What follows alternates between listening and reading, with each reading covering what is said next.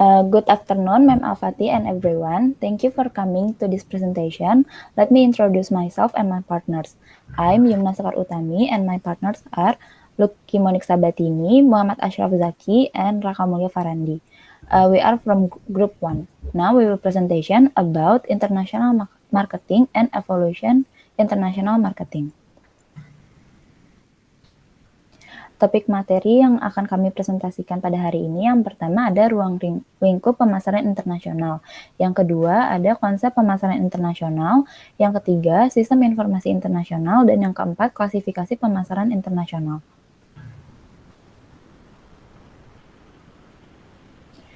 Selanjutnya saya akan menjelaskan mengenai ruang lingkup pemasaran internasional. Pemasaran internasional adalah kegiatan yang dirancang untuk merencanakan, menetapkan harga, mempromosikan, dan mengarahkan aliran barang, perusahaan, dan layanan kepada konsumen atau pengguna di lebih dari satu negara untuk mendapatkan keuntungan. Kemudian ada tugas pemasaran internasional. Lingkaran paling dalam menggambarkan elemen yang dapat dikendalikan yang merupakan area keputusan pemasar. Lingkaran kedua meliputi elemen-elemen lingkungan di rumah yang memiliki beberapa efek pada keputusan operasi asing, dan lingkaran luar mewakili unsur-unsur lingkungan asing untuk setiap pasar asing di mana pemasar beroperasi. Bagian luar lingkaran menggambarkan setiap pasar asing di mana perusahaan dapat melakukan bisnis yang menyajikan masalah terpisah yang melibatkan beberapa atau semua elemen yang tidak dapat dikendalikan. Demikian, semakin banyak pasar luar negeri, suatu perusahaan melakukan pemasaran di luar negeri, maka semakin besar kemungkinan variasi faktor lingkungan asing dengan yang untuk bersaing. Kemudian ada tahap pemasaran internasional. Yang pertama itu ada pemasaran asing tidak langsung. Pemasaran asing tidak langsung itu adalah perusahaan pada tahap ini sudah menjual barang dagangannya ke luar negeri. Namun, perusahaan masih memfokuskan produknya itu di dalam negeri. Cara menjual barang ke luar negeri masih melalui hubungan langsung dengan perusahaan pemesan atau distributor domestik yang menjual produknya ke luar negeri. Selanjutnya itu ada pemasaran asing secara jarang. Surplus sementara yang disebabkan oleh variasi dalam tingkat produksi atau permintaan dapat berakibat pemasaran jarang di luar negeri. Surplus dicirikan oleh sifatnya yang sementara. Oleh karena itu, penjualan ke pasar luar negeri dibuat sebagai barang tersedia. Dengan sedikit atau tidak ada niat mempertahankan representasi pasar yang berkelanjutan, karena permintaan domestik meningkat dan menyerap surplus, aktivitas penjualan asing berkurang atau bahkan ditarik. Pada tahap ini, sedikit atau tidak ada perubahan terlihat dalam organisasi perusahaan atau lini produk. Lalu yang ketiga ada pemasaran asing secara teratur. Pada tingkat ini, perusahaan memiliki kapasitas produktif permanen yang dikhususkan untuk produksi barang dan jasa yang akan dipasarkan di pasar luar negeri. Suatu perusahaan dapat memperkerjakan orang asing atau domestik perantara luar negeri, atau mungkin memiliki tenaga penjualan sendiri atau anak perusahaan penjualan di negara lain yang memiliki fokus utama operasi dan produksi adalah layanan kebutuhan pasar domestik. Namun karena permintaan luar negeri tumbuh, produksi dialokasikan untuk pasar luar negeri dan produk dapat disesuaikan untuk memenuhi kebutuhan individu pasar asing. Yang keempat, ada pemasaran internasional. Perusahaan dalam tahap ini berkomitmen penuh dan terlibat dalam kegiatan pemasaran internasional. Perusahaan semacam itu mencari pasar di seluruh dunia dan menjual produk yang merupakan hasil produksi yang direncanakan untuk pasar di berbagai negara. Perencanaan ini umumnya tidak memerlukan pemasaran, namun produksi barang di luar pasar domestik. Pada saat ini, sebuah perusahaan menjadi perusahaan pemasaran internasional atau multinasional.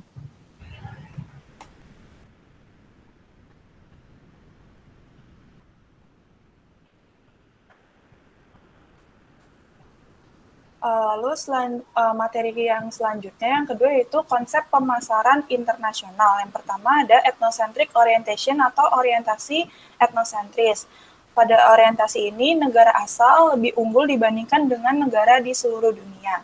Perusahaan berasumsi pada strategi domestik adalah yang terbaik dan lebih unggul dibandingkan strategi yang bersumber dari pihak asing. Etnosentrisme ini muncul karena ada dominasi dari satu budaya atas budaya lainnya, dan dominasi itu tidak hanya terkait dengan budaya, melainkan juga terkait dengan keterampilan teknik, manual, mental, sampai etika dan moral. Lalu yang kedua ada polycentric orientation atau orientasi polisentris, bahwa setiap negara berbeda dan cara meraih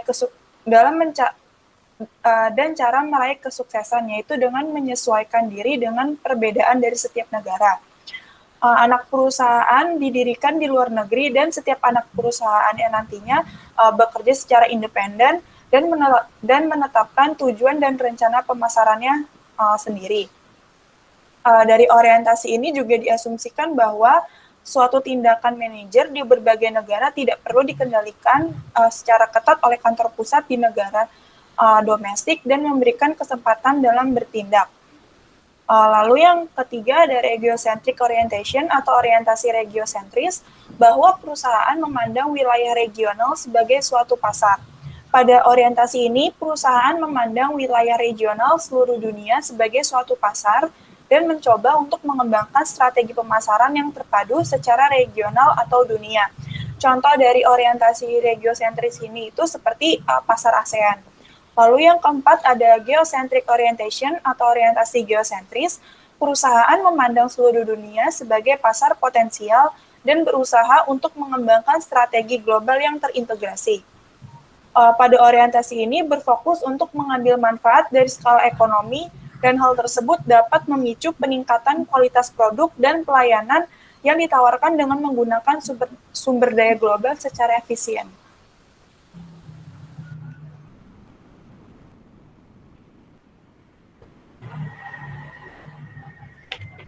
Baik, saya akan melanjutkan mengenai sistem informasi pemasaran internasional.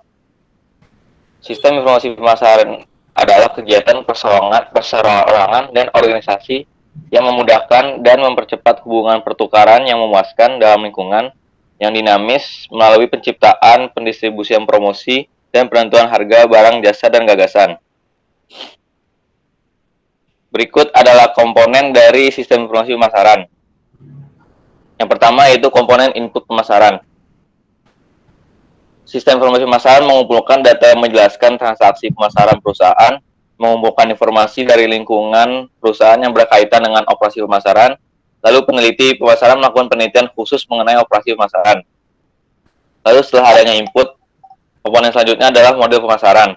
Model di sistem informasi pemasaran banyak digunakan untuk menghasilkan laporan keperluan anggaran operasi, strategi penentuan, harga pokok, evaluasi produk baru, pemilihan lokasi, fasilitas, evaluasi penghapusan produk lama, penunjukan salesman, penentuan rute pengiriman yang paling efektif, dan yang terakhir yaitu persetujuan kredit.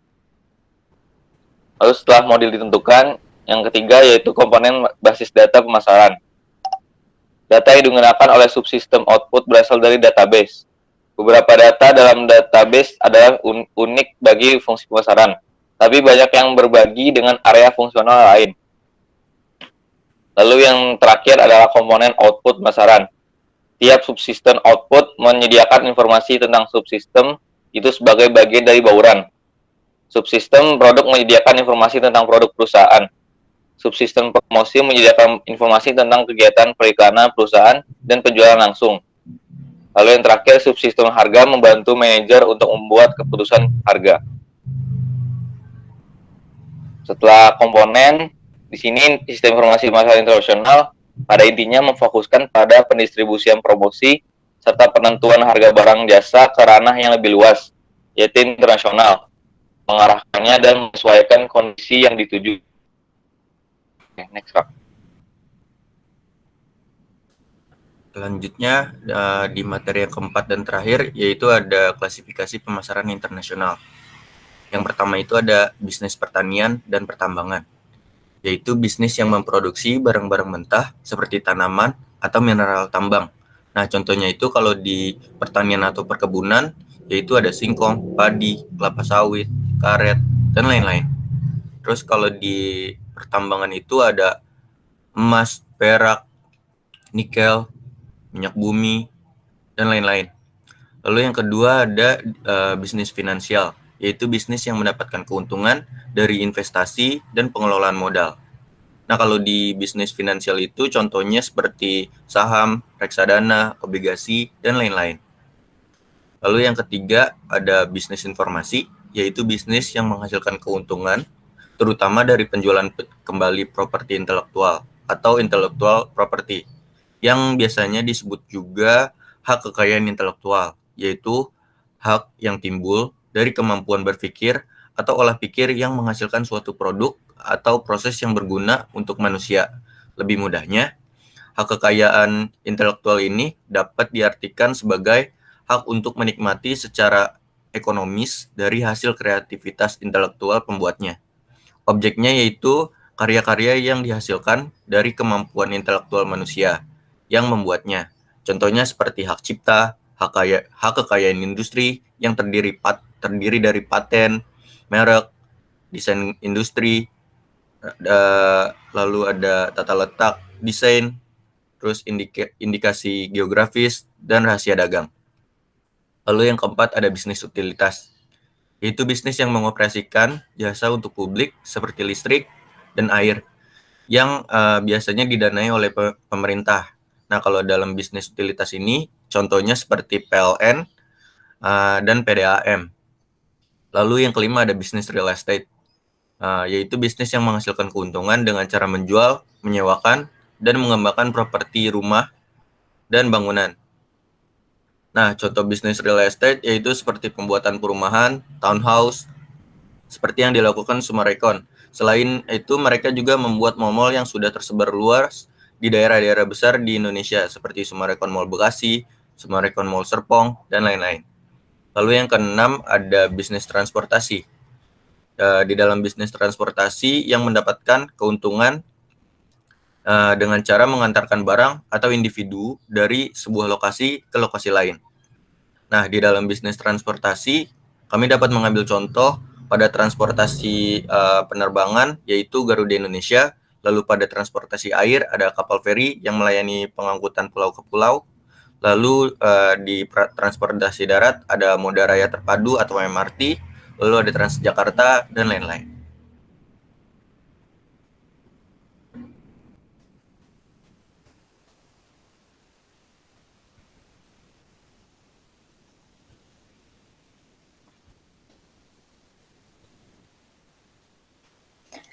Selanjutnya, saya akan menjelaskan kasus yaitu internasionalisasi PT Indofood CBP Sukses Makmur Tbk. PT Indofood CBP Sukses Makmur Tbk menerapkan beberapa strategi untuk menghadapi persaingan di pasar internasional. Strategi yang digunakan adalah sebagai berikut. Yang pertama ada strategi produk. Itu yang pertama, melakukan inovasi terus-menerus. Dengan pasar yang luas hingga ke mancanegara, Indofood juga mengembangkan rasa Indomie berdasarkan wilayah. Antara lain itu yang pertama ada Indomie goreng spesial, yang kedua Indomie goreng cabai hijau, yang ketiga Indomie goreng rendang, yang keempat Indomie goreng pedas, yang kelima Indomie rasa soto Medan, yang keenam Indomie rasa mie celor, yang ketujuh Indomie rasa sop buntut, dan yang kedelapan Indomie rasa mie kocok Bandung. Lalu yang kedua itu standarisasi produk. Indomie merupakan makanan khas Indonesia yang memiliki cita rasa tinggi. Salah satu keunggulan Indomie adalah cita rasa yang dapat diterima di seluruh dunia. Oleh karena itu, kegiatan produksi yang dilakukan Indomie telah terstandarisasi di seluruh pabriknya di dunia, baik di segi kemasan dan produk untuk mempertahankan kualitas dan rasa. Indomie memiliki fokus dalam penguatan cita rasa dan brand untuk produk-produk yang sudah ada. Hal ini terlihat dari desain kemasan yang tidak banyak berubah dan cenderung kaku. Tidak ada inovasi dalam desain produk dan kemasan dimaksudkan untuk menguatkan brand dan ingatan konsumen akan Indomie. Strategi yang ketiga adalah mempertahankan kualitas. Untuk menembus pasar internasional, perusahaan mencanangkan suatu komitmen untuk menghasilkan produk makanan bermutu, aman dan halal untuk dikonsumsi. Aspek kesegaran, higienis, kandungan gizi, rasa, praktis, aman dan halal untuk dikonsumsi senantiasa menjadi prioritas perusahaan untuk menjamin mutu produk yang selalu prima. Indofood juga telah memenuhi persyaratan standar internasional bagi eksportir untuk masuk ke beberapa negara tertentu dalam bentuk sertifikasi ISO 9001 tahun 2008, HACCP atau Hazard Analysis and Critical Control Points, dan sertifikat halal. Karena bila tidak ada jaminan keamanan tersebut, toko retail tidak mau menjual produk Indomie karena ditolak oleh konsumen.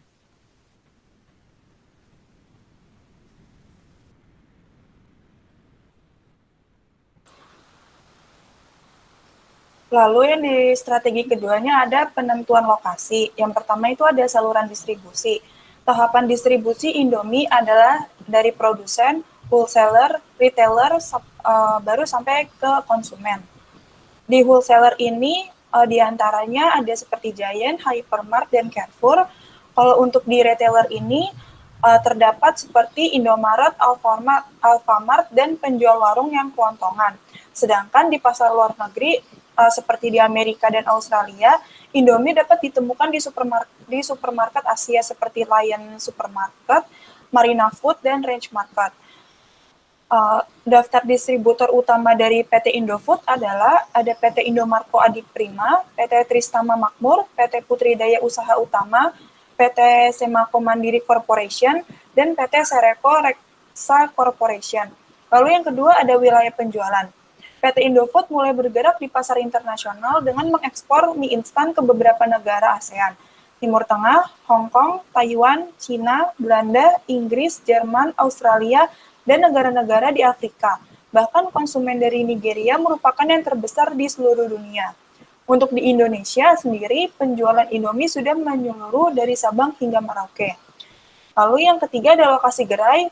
Lokasi gerai sudah ada di Indonesia, beberapa negara ASEAN, dan juga Amerika dan Eropa.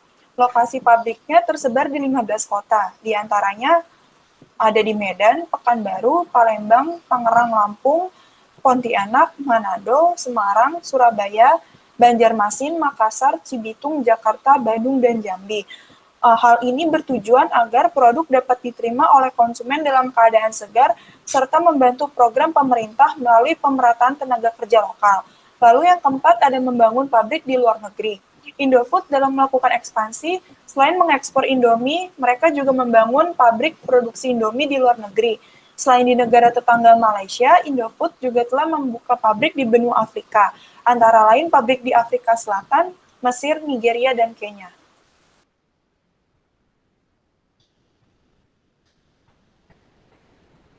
Oke, selanjutnya adalah strategi perikanan yang digunakan oleh Indomie. Indomie meluncurkan strategi pemasaran yang lebih komprehensif yang menunjukkan jati diri Indofood sebagai pemimpin pasar. Indomie disegarkan dengan kampanye selera Nusantara yang lebih modern.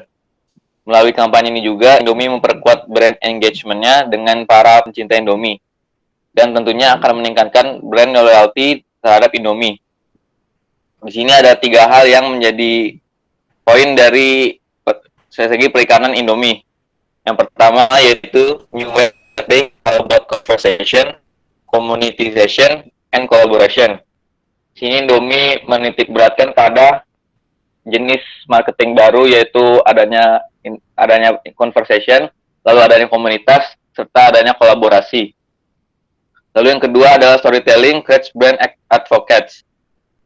Pada perikanan, Indomie meletakkan adanya cerita yang makin memperbaiki perikanan yang Indomie lakukan. Lalu yang terakhir adalah Indomie is a legacy brand that has a great charisma. Indomie di sini menegaskan kembali bahwa mereka adalah brand yang memiliki karisma yang kuat. Oke, terakhir. Lalu ada strategi yang terakhir yaitu strategi penetapan harga. Penetapan harga produk mie instan di Indonesia berbeda dengan produk Indofood lainnya. 2 target pasar, yaitu kalangan menengah ke atas dan kalangan menengah ke bawah. Untuk membidik target kalangan menengah ke atas, Indofood menggunakan Indomie sebagai produk yang digunakan dengan sudah dimilikinya brand mie instan dan produk yang lebih elegan. Strategi harga Indomie ditentukan dengan memilih strategi harga di atas rata-rata pesaing atau sedikit lebih mahal, namun juga diimbangi dengan kualitas produk yang baik. Sementara itu, target menengah ke bawah, Indofood meluncurkan Super Mie dan Sari Mie. Dan strategi harga yang digunakan ialah menggunakan strategi harga sama dengan rata-rata pesaing. Maka dari itu, metode penetapan harga yang dipilih adalah metode markup pricing. Karena dengan metode ini dapat menentukan laba sesuai dengan keinginan perusahaan. And that's bring us to the end of our presentation. Thank you for listening to our presentation. I hope that what we have shared will be beneficial for all of us. And I would like apologize to you guys if there's any mistake from us. Thank you for your attention. Goodbye everybody and see you then. Assalamualaikum warahmatullahi wabarakatuh.